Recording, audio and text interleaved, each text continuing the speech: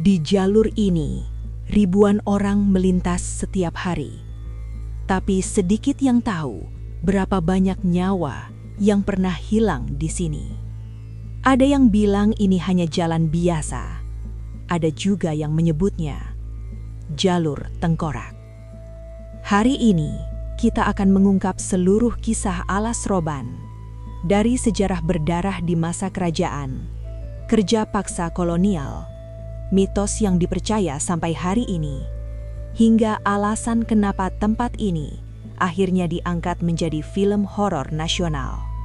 Dan setelah menonton video ini sampai selesai, kamu akan paham satu hal.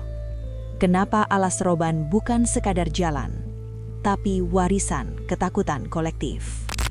Setiap tahun, kecelakaan di jalur Pantura masih terus terjadi. Dan salah satu titik yang paling sering disebut adalah Alas Roban.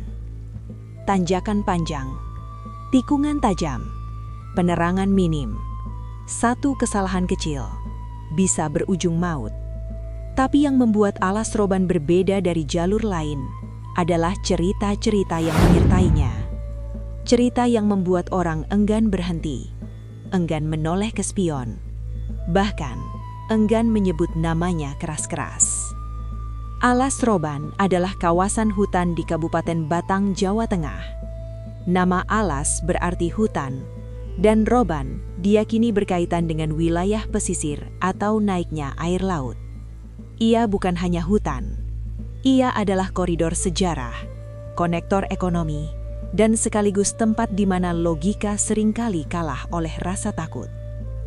Untuk memahami Alas Roban hari ini, kita harus kembali ratusan tahun ke belakang. Pada awal abad ke-17, Alas Roban belum seperti sekarang.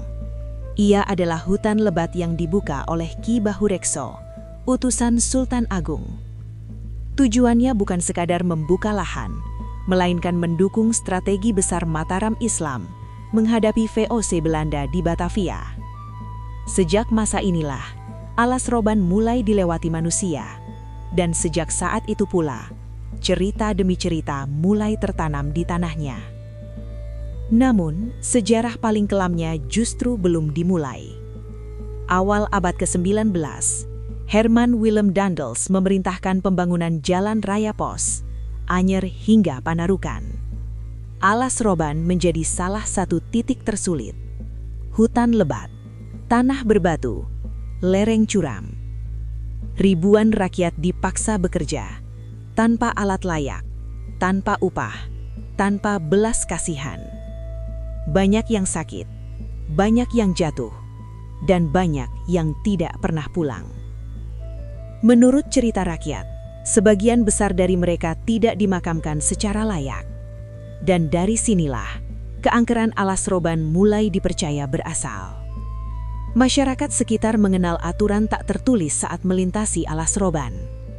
Jangan melintas tengah malam, jangan berhenti sembarangan, jangan menoleh ke spion terlalu lama, dan jangan menanggapi suara yang memanggil. Bagi orang luar, ini terdengar konyol. Namun bagi warga lokal, ini adalah bentuk penghormatan dan perlindungan diri. Kecelakaan demi kecelakaan terus terjadi, dan akhirnya Alas Roban mendapat julukan jalur tengkorak. Apakah ini murni faktor medan, atau ada sesuatu yang lebih?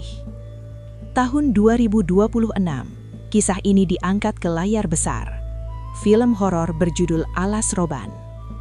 Film ini tidak hanya menakuti, tetapi menggali horor psikologis dan mitos lokal. Kisah seorang ibu dan anak yang terjebak teror di jalur yang menyimpan trauma kolektif. Yang menarik, film ini dibuat setelah riset langsung ke masyarakat lokal. Artinya, apa yang kita tonton adalah refleksi ketakutan yang benar-benar hidup. Alas Roban bukan sekadar hutan, bukan sekadar jalan. Ia adalah pertemuan antara sejarah, alam, dan perkembangan manusia. Entah kamu percaya mitos atau tidak, satu hal tak bisa dibantah. Tempat ini menyimpan kisah yang nyata. Dan mungkin, yang paling menakutkan bukan makhluk tak kasat mata, melainkan sejarah manusia itu sendiri. Kalau kamu suka konten sejarah gelap dan misteri Indonesia, jangan lupa subscribe, tekan like, dan tulis di komentar. Menurut kamu alas roban itu angker atau hanya mitos? Klik video selanjutnya di layar, karena kita akan membahas jalur-jalur paling menyeramkan di Indonesia.